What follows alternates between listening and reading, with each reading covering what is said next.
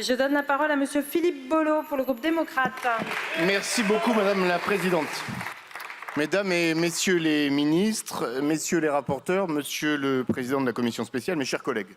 Le projet de loi de simplification que nous nous apprêtons à voter a peiné à voir le jour. Lancé sous le gouvernement Attal en 2023 à Bercy, en présence de très nombreux acteurs économiques, il a connu un parcours chaotique. D'abord mis à mal par la dissolution de l'Assemblée nationale, puis par la motion de censure du gouvernement Barnier, il a été repris par le gouvernement Bayrou.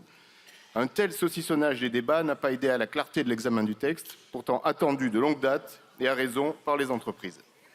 Le travail réalisé en amont du texte a été important.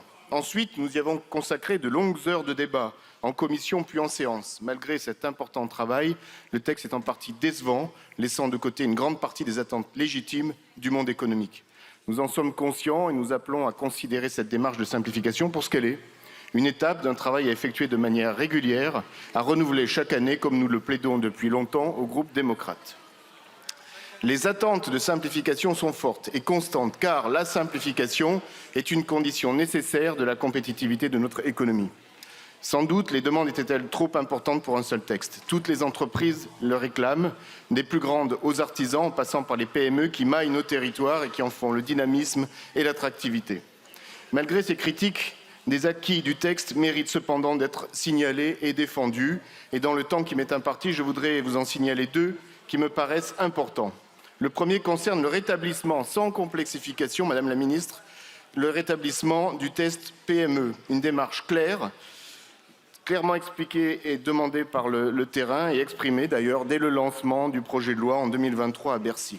Le second point qui mérite une attention particulière concerne la prolongation de l'affichage de l'éco-contribution sur les produits de l'ameublement au-delà du 1er janvier 2026.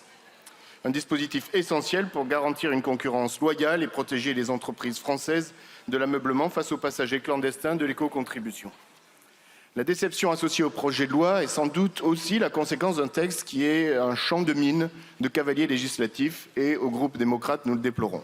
Certains articles du texte que nous allons voter n'ont absolument rien à voir avec l'ambition de départ, celle de simplifier la vie des entreprises.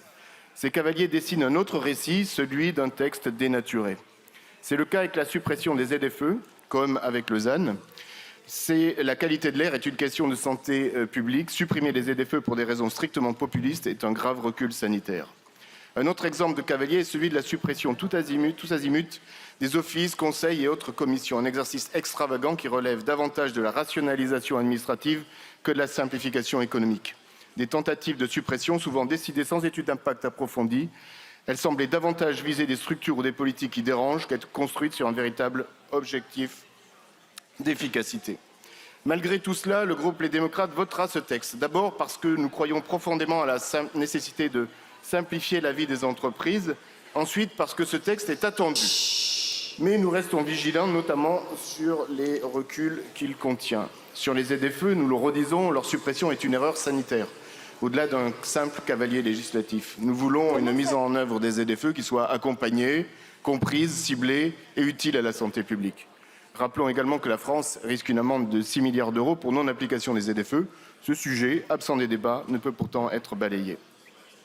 Voter contre ce projet de loi serait une erreur. Ce serait refuser la simplification.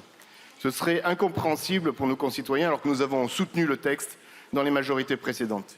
Et ce serait enfin incohérent avec les mesures utiles adoptées par notre Assemblée. Nous attendons qu'elles puissent être soutenues lors de la CMP à venir. La simplification est un sujet populaire, attendu et essentiel. Il n'y aura sans doute jamais de grand soir de la simplification, mais des simplifications restent cependant nécessaires. Le groupe Les Démocrates le martèle, nous voulons d'autres rendez-vous pour simplifier.